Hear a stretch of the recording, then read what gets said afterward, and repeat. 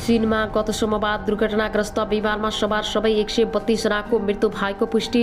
123 यात्रु र चालक दलका 9 सदस्यीय सवार चाइना इस्टर्न एयरलाइन्सको 737 विमान कुनमिङबाट गुआइन आओ जाने क्रममा दक्षिण प्रान्तको पहाडी क्षेत्रमा सोमबार दुर्घटना भएको थियो। 20 घण्टासम्म पनि कसैलाई जीवित फेला पार्न नसकेपछि सबैको मृत्यु भएको आशंका चिनिया अधिकारीहरूले गरेका थिए। तर चीनको राज्य सरकारले शनिबार मात्र सबैको मृत्यु भएको औपचारिक पुष्टि गरेको थियो। कुनमिङबाट गुआइन्जाओका लागि उडेको चाइन इस्टर्न एयरलाइन्सको बोर्ड 737 विमान गत सोमबार दिउँसो 2:38 मा बुझाउन सकेको टेङसियान काउन्टीको मोलाङ गाउँ नजिकैको पहाडी क्षेत्रमा दुर्घटनाग्रस्त भएको थियो। दुर्घटनाको सूचना पाइलकतै उद्धार कार्यमा 2000 भन्दा बढी मानिसहरूलाई उद्धार गरी खोजी कार्यमा खटाइएको थियो। बुधबार उक्त विमानको ब्ल्याक बक्स फेला परेको थियो र ब्ल्याक बक्समा विमान सबै डाटा र पाइलटले गरेका कुराकानीहरूको रेकर्ड रहने भएकोले दुर्घटनाको कारण पत्ता लागेको विश्वास गरिएको छ। अब आउनुहोस् अर्को समाचारतर्फ लागौं। पार्टीलाई कमजोर बनाउनेहरू बाहिरिँदा राम्रो हुन्छ, प्रकाशमान सिंहले बताएका छन्। दोस्रो पटक नेपाली कांग्रेस सभापति बनेका र 5औं पटक प्रधानमन्त्री भएका देउवाले राम्ररी बुझेर भाजपासँगको निकटतालाई अघि बढाउन लागे। पछिल्ला वर्षहरूमा भारत स्वतन्त्र भएपछि एक छत्र राज रहेको भारतीय राष्ट्रिय कांग्रेस कमजोर भइरहेको छ भन्ने भाजपा झन बलियो हुँदै आएको छ। भाजपा भारतका विभिन्न राज्यहरूमा आफ्नो विस्तारलाई अघि बढाउँदैछ, तर कांग्रेस एकपछि अर्को गर्दै केन्द्रदेखि राज्यहरूमा पनि आफ्नो उपस्थिति गुमाइरहेको छ। यही अवस्थालाई हेर्दा पनि नेपाली कांग्रेसले पुरानो साथी भारतीय कांग्रेसलाई छाडेर भाजपातिर हात अगाडि बढाएको जस्तो देखिन्छ। लामो समय भारतमा बसेर पत्रकारिता गरेका वरिष्ठ पत्रकार युवराज घिमिरे भारतमा अब कांग्रेस स्थापना दल नभएको कांग्रेसले पनि नेपाली कांग्रेसले भाजपातिर आफ्नो सम्बन्ध अघि बढाउन खोजेको मान्छन्। यसअघि निर्वाचनमा तलमाथि हुँदा पनि भारतीय कांग्रेसले स्थापित दलकै रूपमा मानिन्थ्यो, तर अहिले कमजोर भएको छ। नेपाली कांग्रेसले भारतको स्थापित दल कांग्रेससँगै अन्य समाजवादी दलहरू जयप्रकाश नारायणको नेतृत्वमा लगायतका सँग थियो र अहिले भारतमा राज्य समाजवादी पार्टीहरू विखण्डनको प्रक्रियामा छन्। उनले भने उनका अनुसार भाजपासँग नेपाली कांग्रेसको कुनै सैद्धान्तिक निकटता नरहे पनि अब भारतको संस्थापन दल भाजपा नै भएको वा हुने प्रक्रिया रहेको छ। भाजपा सैद्धान्तिक रूपमा नेपालका कम्युनिस्टसँग नजिक हुन सक्दैनन्, त्यसैले कांग्रेस र भाजपा नजिक हुनु एकअर्काको बाध्यता हो। घिमिरेले भने यी दुई दल नजिक हुनुमा अलिकति चाहिँ प्रतिक्रियात्मक शैली पनि छ। त्यो के हो भने चीनले विगत 4 वर्ष नेपालका कम्युनिस्टहरूसँग नजिक भएर सम्बन्धलाई सँगै अघि बढायो। त्यसबेला चिनिया कम्युनिस्ट पार्टी पीसीसीले नेपाली कांग्रेससँग सहकारी गरेन, त्यसले पनि नेपाली कांग्रेस र भाजपालाई नजिक ल्याउने काम गर्यो। पत्रकार घिमिरे नेपाली कांग्रेस र भाजपा नजिक हुन लगायत नभएको मान्छन्, तर एउटै जस्तो हुनु चाहिँ ठिक नहुने उनको तर्क छ। गल्ली कहाँ हुन्छ भनेर नेपाल र अर्को मुलुकको पार्टीभन्दा फरक हुनुपर्छ भन्दा पनि विगतमा सीपीसीले नेपाल कम्युनिस्ट पार्टीहरूसँग जसरी एउटै पार्टीको विस्तारित रूपको जस्तै गरी सिपथलाई अघि बढाएर छलफल गर्ने काम गर्यो, त्यही कुरालाई निरन्तरता दिएर सभापति देउवाले नेपाली कांग्रेसलाई भाजपाको विस्तारित रूप नबनाउनु भन्ने हो। उनले भने भारत भ्रमणमा जाँदा देउवाले प्रतिपक्षी दलका नेताहरूलाई भेट्ने कार्यक्रम छैन। उनले भाजपाको कार्यालय गए। उनले भने उनले के बुझ्ने पर्छ भने उनको पार्टी फरक हो, भाजपाको विस्तारित रूप होइन। कम्युनिस्टहरूले गरेको गल्ती देउवाले दोहोर्याउनुहुन्न। देउवाले आफू सत्तामा आएपछि 14औं महाधिवेशनको तयारी स्वरूप मुलुकको सत्तारूढ पार्टी बीचको सम्बन्धलाई विस्तार गर्न असोज 21 देखि 25 सम्म पूर्व प्रधानमन्त्री प्रकाश शरण महतको नेतृत्वमा उदय शमशेर राणा र अजय कुमार चौरसियाको 3 सदस्यीय टोलीको भारत भ्रमण गराए। चौथाइवानको निमन्त्रणमा गएको उक्त टोलीले नयाँ दिल्लीमा भाजपामा शीर्ष नेताहरूसँग भेटवार्ता गर्नुको साथै बनारसको भ्रमण समेत गरेको थियो। प्रधानमन्त्री देउवा पनि आइतबार बनारसकै काशी विश्वनाथको दर्शन गरेर नेपाल फर्कने कार्यक्रम रहेको छ। पूर्व राजदूत उपाध्याय प्रधानमन्त्री देउवाको बनारस भ्रमण पनि भाजपासँग नजिक बन्नको लागि सांगीतिक रहेको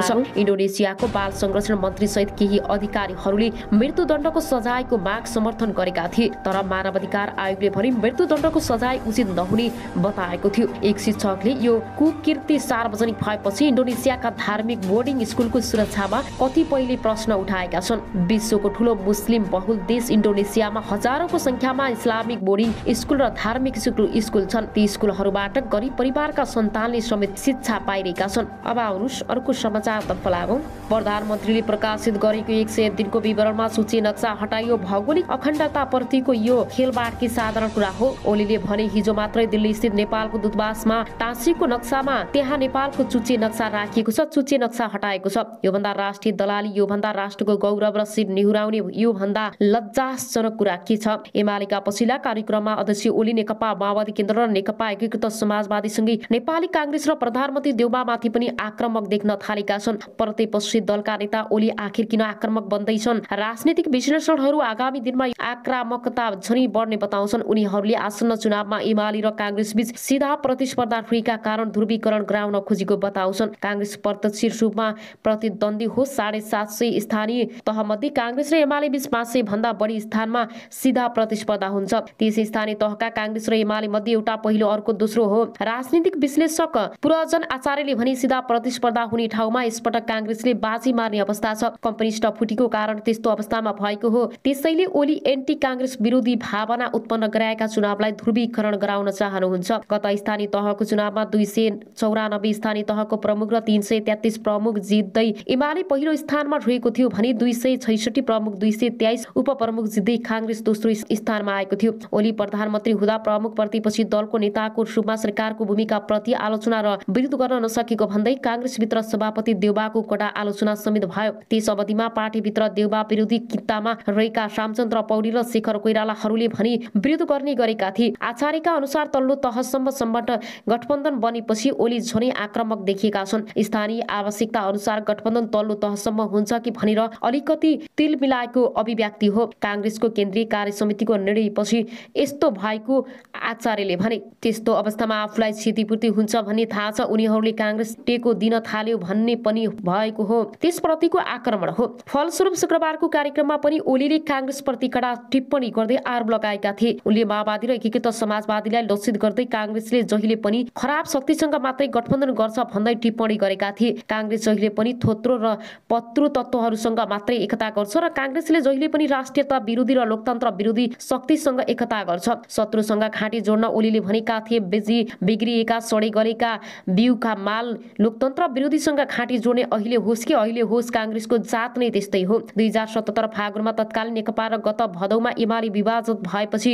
पुष्पकमल दाहाल र माधव कुमार नेपालप्रति पनि ओली पनि बढी आक्रामक देखिँदै आएका थिए। उनको आरोप छ गालीको निशाना अहिले कांग्रेस र प्रधानमन्त्री देउबा बनेका छन्। गत मंगलबार कांग्रेसको केन्द्रीय कार्य समितिको बैठकको 5 दलीय सत्तारूढ गठबन्धनलाई तल्लो तहसम्म लैजाने र स्थानीय चुनावमा तालमेल गर्ने निर्णय गरेको भोलिपल्ट नै अर्थात् चैत 16 मा भक्तपुर आयोजित कार्यक्रम बोल्दै ओलीले गठबन्धन गर्छौं भनेका छन्। गठबन्धन सजिलै छैन। भोलि लोभी पापीहरूको गठबन्धन कति गाह्रो होला विचार गर्नुस् त ओलीले भनेका छन्। चुनाव नजिकै गर्दा ओली यसरी आक्रामक बन्नुको पछाडि गठबन्धन नै रहेको ठान्छन्। त्रिभुवन विश्वविद्यालयका प्राध्यापक खड्ग केसी पनि आसन्न स्थानीय तह चुनावमा प्रमुख प्रतिस्पर्धा हुने भएकाले कांग्रेसप्रति उनी बढी आक्रामक भएको केसीको बुझाइ छ। छुटिएर गएका दुई नेता र पार्टीमाथि आक्रामक छँदैछ। पछिल्लो समयमा कांग्रेस र देउबामाथि प्रहार हुनुमा आगामी चुनावमा मुख्य प्रतिस्पर्धा हुने शक्तिको कारण भएको हो केसीले भने। एमसीसी परिघटनामा कांग्रेस र एमाले भित्रको सामीप्यताको कुरामा जुन रूपमा बहस छलफल भएका थिए तर परिणाम चाहिँ फलस्वरूप ढंग देखियो।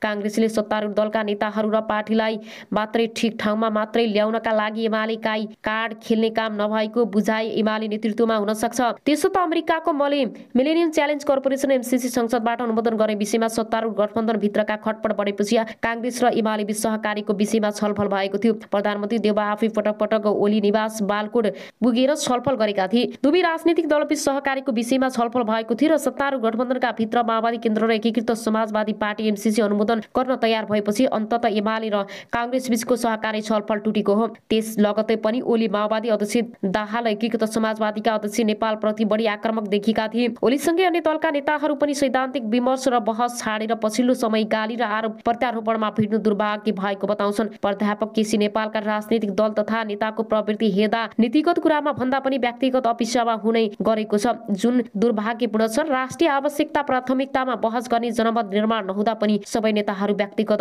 अपेक्षामा लागेका छन्। अब अरू सरको समाचार बताएका छन्। अस्पतालमा 6 जनाको उपचार जारी रहेको बीबीसी न्यूजले जनाएको छ। मिचु आकनको सार्वजनिक सुरक्षा सचिवको कार्यालयको हत्याको कारण नखुलेको र अनुसन्धान जारी रहेको जनाएको छ। मिचुआकन र त्यसको छिमेकी गुआनाजुआतो मेक्सिनको सबैभन्दा बढी हिंसा हुने क्षेत्रको रूपमा चिनिन्छ। लागु औषध कारोबार र अन्य अवैध गतिविधिका कारण विभिन्न समूहबीच झडप हुने गर्दछ। गत महिना मात्रै मिचुआकनमा भएको एक आक्रमणमा 17 जनाको मृत्यु भएको थियो। मिचुआकन विश्वमा सबैभन्दा बढी एभोकाडो उत्पादन हुने क्षेत्रको रूपमा पनि चिनिन्छ। गत महिना त्यही कार्यरत एकजना अमेरिकी निरीक्षकमाथि सुरक्षा खतरा आएको भन्दै अमेरिकाले एभोकाडो निर्यातमा रोक लगाएको थियो। अब आउनुहोस् अर्को समाचारतर्फ लागौं। पार्टीलाई कमजोर बनाउनेहरू बाहिरीदार राम्रो प्रकाशमान। नेपाली कांग्रेसका नेता प्रकाशमान सिंहले कांग्रेसभित्र बसेर कांग्रेसलाई नै कमजोर बनाउनेहरू पार्टीमा बस्नुभन्दा बाहिरीदार राम्रो हुने बताएका छन्। आज नयाँ बानेश्वरमा आयोजित एक कार्यक्रममा उनले पार्टीको निर्णय सबैले माग्नुपर्ने भन्दै निर्णय माग्नेहरूलाई पार्टी छाड्न भनेका हुन्। चुनावमा गठबन्धन गर्ने निर्णयप्रति असन्तुष्ट नेता कार्यकर्ताहरूलाई लक्षित गर्दै उनले सो साधारण राखेका हुन्। कांग्रेस केन्द्रीय समिति बैठकको आगामी चुनावमा गठबन्धन गर्ने निर्णय गरे पनि शेखर कोइराला पछिका केही नेताहरूले गठबन्धन गर्न नहुने बताउँदै आएका छन्। कार्यक्रममा नेता सिंहले